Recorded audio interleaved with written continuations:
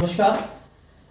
मध्य प्रदेश विधानसभा 2023 का बिगुल बज चुका है और इस तारतम्य में दोनों ही पार्टियों ने प्रमुख सीटों पे जो है अपने प्रत्याशियों की घोषणा कर दी है।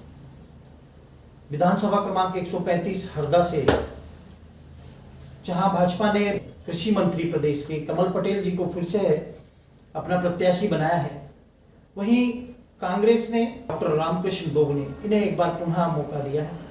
और किस दिशा में ये चुनाव जाने वाला है, वो कौन से तथ्य हैं जो इस चुनाव को प्रभावित कर सकते हैं, कांग्रेस की इस सीट पर दावेदारी को प्रभावित कर सकते हैं, इस सभी विषयों पे आज विस्तार से चर्चा करने के लिए हरदा कांग्रेस के और प्रदेश कांग्रेस में एक ऐसे शख्स आज हमारे साथ मौजूद हैं जिनकी इस क्षेत्र में और कांग्रेस पार्टी में एक अपना स्थान है और सार्वभौमिकता के साथ साथ सर्वमान्यता जिसको कहा जाता है। भाई चंद्रशेखर बिश्नोई आज हमारे साथ मौजूद हैं। बहुत बहुत स्वागत है आपका पटेल साहब। सभी लोगों को नमस्कार। पटेल साहब, जैसा कि अभी हम लोगों ने चर्चा की कि हरदा से डॉक्टर दोगने जो हैं इस बार चुनौती देंगे भाजपा को, आप डॉक्टर दोगने की चुनौती को भी मजबूत मानते हैं? हम 100% मजबूत मानते हैं। कांग्रेस हर मोर्चे पे, हर पहलू पे तैयार है फाइट करने के लिए और कांग्रेस के पास बहुत सारे मुद्दे हैं। पिछले 18 साल से जो भाजपा ने किसानों के साथ, मजदूरों के साथ, युवकों के साथ जो अन्याय किया है, उन सारे मुद्दे को लेकर हम मैदान में जा रहे हैं, फील्ड में जा रहे हैं और कांग्रेस प्रत्याशी दोगने जी को बहुत अच्छा रिस्पांस मिल रहा है। डॉक्टर दोगने की दावेदारी को जब प्रदेश आला कमान ने मोहर लगा दी और उनको जो है बतौर प्रत्याशी हरदा से उतारा गया, तो पार्टी के अंदर कुछ एक विरोध के स्वर उठे, जिसमें राजपूत समाज से आने वाले एक व्यक्ति ने जो है अपनी दावेदारी प्रस्तुत की थी, उन्होंने विरोध किया। सुनने में यहाँ तक आया है कि उन्होंने शायद कमलनाथ जी का पुतला दहन भी किया है। और इसी तारतम्य में जाट समाज से एक दावेदार थे केदार सिरोही, अवनी बंसल की ओर से तो वो विरोध के स्वर देखने को नहीं मिले, पर बिश्नोई समाज जिसका हरदा में अपना एक प्रभाव है और पूर्व जिला अध्यक्ष लक्ष्मी नारायण पवार जी जो आपकी समाज से आते हैं, उन्होंने भी अपनी दावेदारी प्रस्तुत की थी। और जब डॉक्टर दोगने को प्रत्याशी घोषित कर दिया गया तो उन्होंने बड़े उन्मुक्त विचारों के साथ अपना विरोध जाहिर किया था और सुनने में यहाँ तक आया था कि उन्होंने कहा था कि शायद कांग्रेस के लिए अब ये लड़ाई मुश्किल हो जाएगी। कि इस पूरे तारतम्य में और पूरे विवाद के बीच में एक बात सुनने में आई थी कि बिश्नोई समाज जो है वो अब पूरी तरह से कांग्रेस का विरोध करेगी। ये तथ्य कितना सही है? ऐसा है शिरीष भाई, ये लोकतांत्रिक देश है, इसमें हर कार्यकर्ता को, हर व्यक्ति को अपनी दावेदारी प्रस्तुत करने का हक है। हर व्यक्ति ने अपनी दावेदारी पेश करी, दावेदारी करता है, यदि उसमें सफल नहीं होता तो थोड़ा बहुत दुख होता है। ठीक है, इन्होंने अपने विचार प्रकट किए, लेकिन हमने उनको मना के, समझा बुझा के हमारे साथ हैं।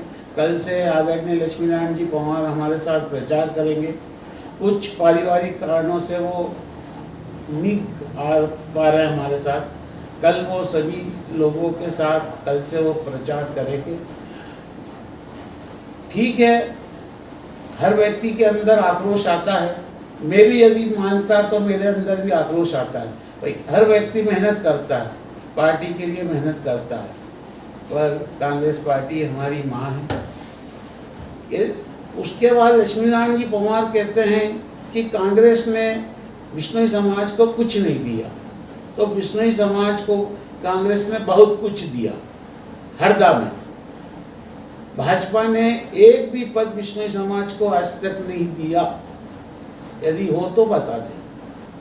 बाकी बिश्नोई समाज को कांग्रेस ने क्या क्या किया वो सभी को मालूम है।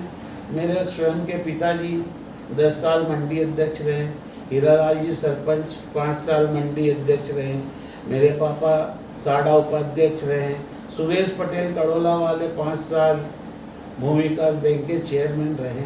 हमारा विश्नोई समाज का कांग्रेस ने हर जगह सम्मान किया। हम कांग्रेस पार्टी के वरिष्ठ नेताओं के सबके आभारी हैं। कि लक्ष्मी नारायण जी पवार की जो नाराजगी है, क्या वाकई में वो नाराजगी कम हुई है या पार्टी ने उस नाराजगी को पूरी तरह से शांत किया है? जवाब दें। शिरीष भाई, उनमें नाराजगी तो थी, लेकिन ये एक हमारा कांग्रेस परिवार का मसला था। इसको हमने सबने बैठ के, वरिष्ठ नेताओं ने और सभी लोगों ने बैठ के इस मसले को हल कर लिया है और हम पुरजोर कोशिश करके पुरजोर मेहनत करेंगे और आदरणीय आर.के. दोगने जी को भारी बहुमतों से विजयी बनाएंगे। कांग्रेस से आर.के. दोगने साहब चुनाव लड़ेंगे, भाजपा से कमल पटेल जी चुनाव लड़ेंगे। सभी को पता है कि कमल पटेल जी का ये छठा चुनाव है। लगभग 20 वर्ष से ज़्यादा उन्होंने इस क्षेत्र में का प्रतिनिधित्व किया है। 2 बार वो मंत्री भी रहे हैं। तो बतौर मंत्री और इस क्षेत्र के प्रतिनिधि उनके पूरे इस पूरे कार्यकाल को आप कितने नंबर देते हैं? मैं तो 0 में नंबर दूंगा उनको, क्योंकि उन्होंने बहुत सारे वादे किए थे। एक तो फूड प्रोसेसिंग प्लांट का उन्होंने वादा किया था, वो कहाँ है? हरदा में शुद्ध जल नहीं है, ट्रैफिक की व्यवस्था है, गड़बड़ है। उसके बाद खुद कृषि मंत्री होने के बाद भी हरदा में एक कृषि विद्यालय वो नहीं खुलवा सके। उन्होंने खिड़किया में भी वादा किया था कॉलेज खुलवाने का, आज तक वो वादा नहीं पूरा हुआ है। 18 साल में एक भी वो विकास बता दे, एक भी विकास। वो कहते हैं कि मैंने किसानों का मूंग का पानी दिलवाया। अरे भाई, जिस तवा डैम से आपने पानी दे रहे हो वो कांग्रेस की देन है, भाजपा का क्या विकास है? आप हमको बताओ। एक भी विकास हो तो आप आके हमको बता दो कि हमने ये विकास किया है। केंद्र में आपकी सरकार, प्रदेश में आपकी सरकार, हरदा नगर पालिका आपकी, उसके बाद भी आप आम जनता को स्वच्छ जल, रोड और जो मूलभूत सुविधाएं जो जनता को चाहिए वो नहीं उपलब्ध करा सकते हैं। तो आप आपको क्या नंबर दिए जाए? आप स्वयं आकलन करो। हरदा जिले की स्थिति का आप स्वयं आकलन करो क्या है। आप भी हरदा के निवासी हो, आपको भी लगता होगा कि क्या है। सड़क बेहाल है, चारों तरफ भ्रष्टाचार जमा हुआ है, भ्रष्टाचार। जिस विभाग में जाओ पैसा पैसा पैसा पैसा। मैं तो 0 नंबर देना चाहता हूं कृषि मंत्री जी को। जब पूरी सत्ता आपके हाथ में है तो आपने क्या विकास किया? एक भी, मैं आपसे फिर दोहराना चाहता हूं कि एक भी विकास आपके द्वारा किया हुआ हो तो हमें आके बताएं, हम आपसे चर्चा करने को तैयार हैं। ये जो आपका रोष है, ये रोष क्या वाकई में जमीनी स्तर पे ये रोष कांग्रेस के कार्यकर्ताओं में या क्षेत्र की जनता में कहीं परिलक्षित हो रहा है? और हो रहा है तो वो किस तरीके से, बताइए। शिरीष भाई, मैं 50 गांव का प्रतिनिधित्व करता हूँ। 50 गांव में आज किसान परेशान है। किसान को खाद, बिजली जो उसकी जरूरत है, आज किसान सामने बोनी है, त्यौहार आ रहा है, सोयाबीन। आप एक तरफ तो कृषि मंत्री जी कह रहे हैं कि हरदा 1 नंबर मंडी है। हरदा मंडी में कोई व्यवस्था नहीं है, किसानों के लिए रुकने की, खाने की कोई व्यवस्था नहीं है। दूसरी बात, किसान आज खाद के लिए भटक रहा है। आपने किसानों से वादा किया था, आपके मुख्यमंत्री जी ने वादा किया था, वो बीमा कहाँ है? आपने किसानों से वादा किया था मुआवजा, कहाँ है मुआवजा? किसान बहुत परेशान है और किसान का रोष आपको इस चुनाव का परिणाम बता देगा कि किसानों में रोष है या नहीं है। कांग्रेस की चुनौती इस क्षेत्र में आप कितनी आंकते हैं और वो क्या संदेश होगा जिसको लेके आप लोग आम जनता के बीच में जा रहे हैं? श्री भाई, हरदा और हरदा विधानसभा की जनता और हरदा शहर की जनता बहुत जागरूक, समझदार, समृद्ध है और हम परिवर्तन ही प्रगति का नियम है।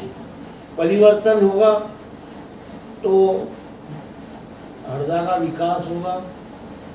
दूसरी बात मैं कहना चाहता हूं कि हम एक अमन, चैन, भाईचारा, शांति का संदेश लेकर हरदा में, प्रदेश में, देश में लेकर जाना चाहते हैं और जनता के बीच में भाईचारा कायम रहे। ये जो भाजपा ने झूठा मुद्दा, जो नफरत फैला के रखी है, जो हमारे राष्ट्रीय नेता राहुल गांधी कहते हैं कि नफरत के बाजार में प्यार मोहब्बत की दुकान खोली है, तो हम वो मोहब्बत की दुकान खोलकर और जनता भी हमारे प्रतिनिधि को अच्छे मतों से विजयी बनाकर भोपाल भेजेगी और हम प्रदेश में सरकार बनाएंगे, भारी बहुमत से बनाएंगे। बहुत बहुत धन्यवाद चंद्रशेखर जी।